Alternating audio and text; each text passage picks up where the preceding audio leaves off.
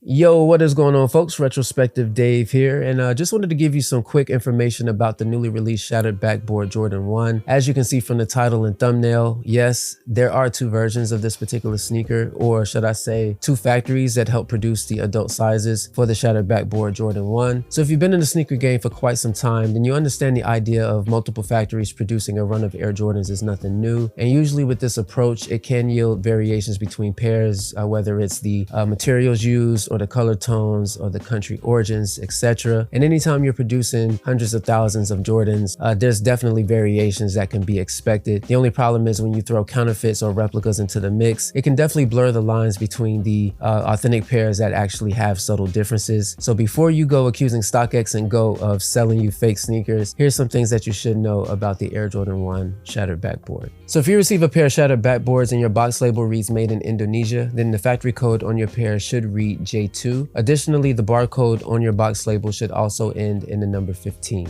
Now, even though this pair was made in Indonesia, it was actually distributed in the United States. So if you find yourself in an American mall or American store and you find a pair of these in that store, then 9 times out of 10, it will be from the J2 factory. So what you'll find on most sneakers distributed in the United States, especially Nike, are two size stickers that are placed on both insoles that look like this. And being that my pair was distributed in America, I too have those two size stickers. Now, if you receive a pair of Shattered Backboards and your box label reads made in China, then your factory code should read XB.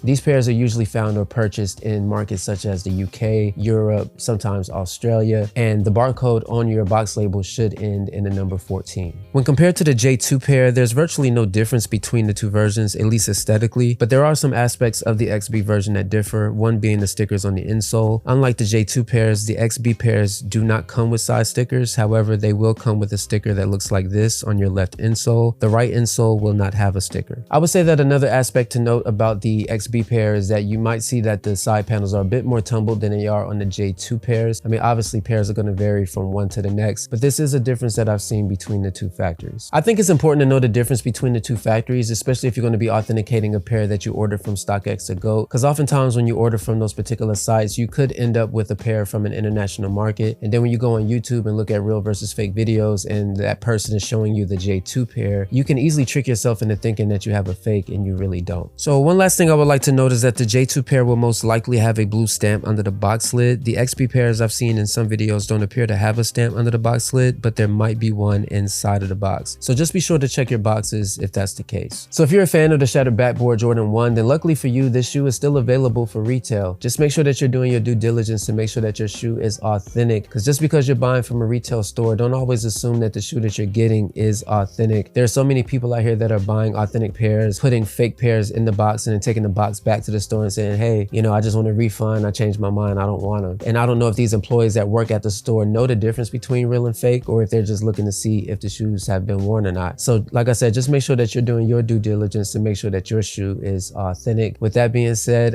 if you got some value out of this video, definitely hit the like, consider subscribing if you haven't already. Also hit the notification bell to be notified when I upload new content. And until then, stay fresh, blessed, and free of stress, and I will see you all in the next video. Peace.